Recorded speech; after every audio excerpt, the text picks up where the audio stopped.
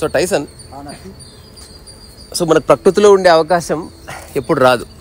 We rarely get the opportunity to be in the nature. అక్కర్లేదు.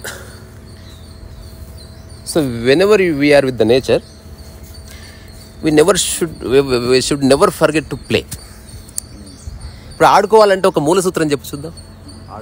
ఇప్పుడు ఎవరైనా ఆడుకోవాలనుకో, what is it? నీలో ఆటని క్రియేట్ చేసేది ఏది చెప్పండి చూద్దాం. What creates? ఈగో లేకపోతే నువ్వు ఆడగలిగేది. నీలో 0.01% ఈగో ఉన్నా యూ కెన్ నెవర్ ప్లే. నీ మైండ్ అడ్డొస్తుంది దానికి. సో అందుకే ఇంట్లో ఉన్నప్పుడు ఎలాగో బిర్రుగా లాంగ్ ఫేస్లు వేసుకొని ఉంటాం. But at least whenever we are in the nature, whenever we are alone, ఒకవేళ 1000 మంది మధ్యలో ఉన్న ఈగో అనేది లేకపోతే ఖచ్చితంగా ఒక ప్లేఫుల్నెస్ అయితే ఉంటుంది. ఇది నేను ఎక్కడ గమనించింది తెలుసా? వినాయక చవితి నిమజ్జనంలో చూసిన. అంటే చిన్న లేదు పెద్ద లేదు, అందరూ ఆడుకోవడానికి పోతారు. కానీ ఒక దాని సహాయం తీసుకుంటారు, పెగ్గో ఇగ్గో, అది అక్కర్లేదు. అది అక్కర్లేదు. So you can simply play. So మనం లిటరల్గా మర్చిపోయాం. చాలామంది బయటకు వచ్చినా కూడా గంభీరంగా ఉంటారు. ఇట్లా అరవాలి, కేకలు వేయాలి, ఆడుకోవాలి, పాడుకోవాలి.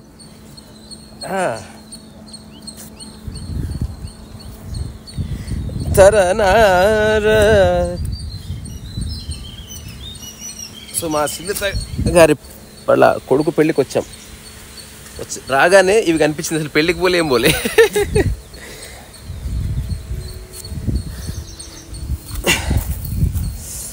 ఆహా, రాయి మీద కూర్చున్నాం. రాయి మీద కూర్చున్నాం.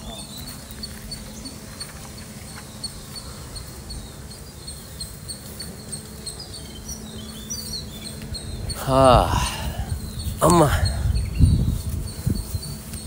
నిజంగా బాగుంది కదా. ఏదైనా ప్రకృతి ఉన్నంత అందంగా ఈ ప్రపంచం లేదు.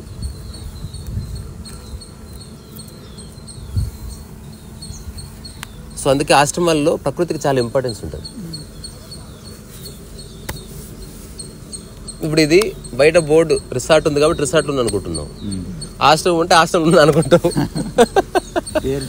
అంతే. అదర్వైజ్ చెట్టుకేం సంబంధం ఆశ్రమంతో.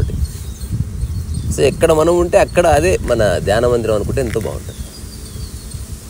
ఆహా, ఎంత చల్ల గాలి వస్తుంది.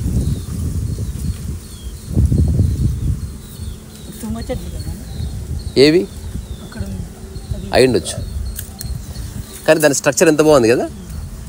Very beautiful.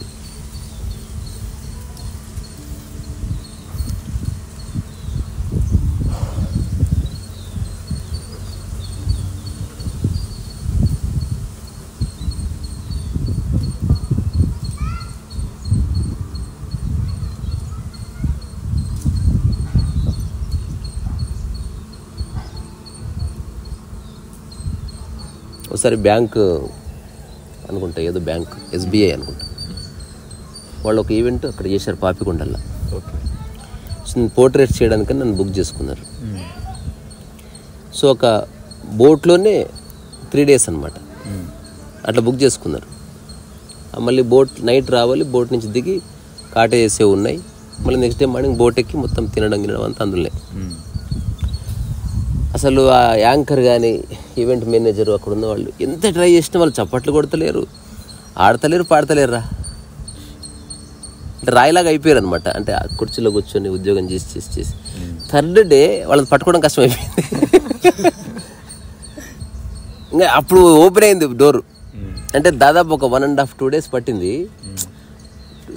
అంటే వాళ్ళ సెన్సెస్లోకి తీసుకురావడానికి. అరే మీరు అక్కడ ఆఫీసర్ కాదురా నాయన, మీరు కామన్ మ్యాను. సో మనం ఆడుకోవాలంటే మనం ఆఫీసర్ అయితే ఆడుకోలేము. ఖచ్చితంగా వస్తుంది.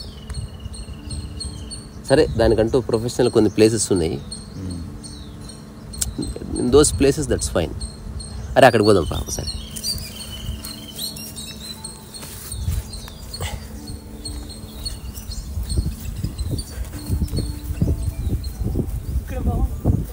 ఉయ్యాలు ఉంది.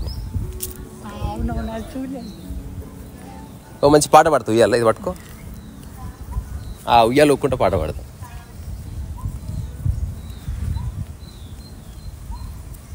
మనం పొలంలో ఖచ్చితంగా వేసుకోవాలి. బాగుంది.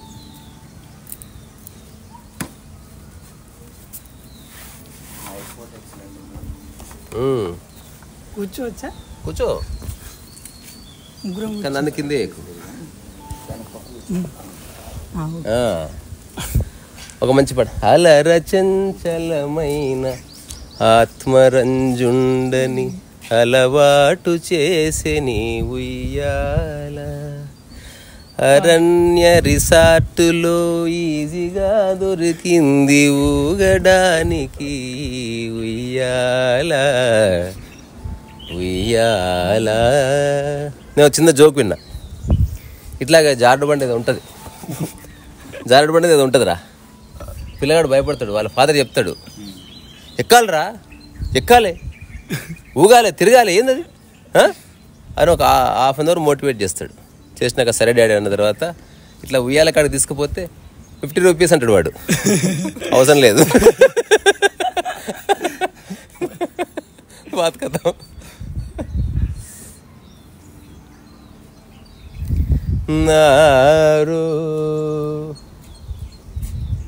ఇంకో పాట పాడతారు, ఏదైనా మంచి పాటనా? ఇది వేమన సినిమాలో ఎవడు సృష్టించను అదే. తరుహీన జలహీన ఇంత మంచి ఏరియాలో అది ఎందుకురా అంటే అది కంప్లీట్ అది వేమన కాబట్టి డౌట్ నాకు. అట్లే బాగానే ఉంది అంత. అదేది మన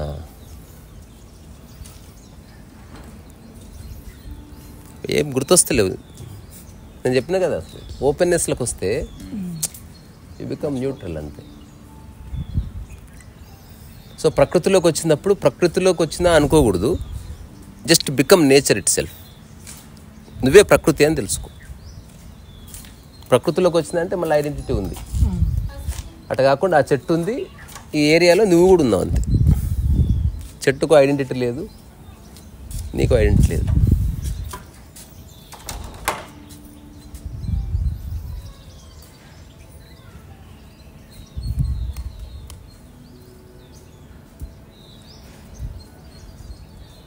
ఇంకో గంట సేపు అయితే భోజనాలు పెడతారు. నువ్వు నిజంగా చెప్పరు ఎందుకు వచ్చినావు? భోజనానికి వచ్చినా, పెళ్ళికి వచ్చినా? నేనైతే మెయిన్ భోజనానికి వచ్చిన. ఆ తర్వాత ఎలాగో మనం ఉన్నా లేకుండా పెళ్ళి అవుతుందని తెలుసు నాకు.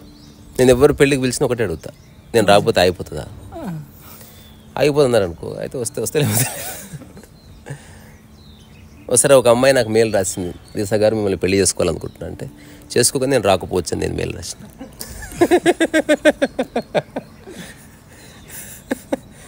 అంటే అంత నాన్ సీరియస్గా చూస్తున్న లైఫ్ నేను.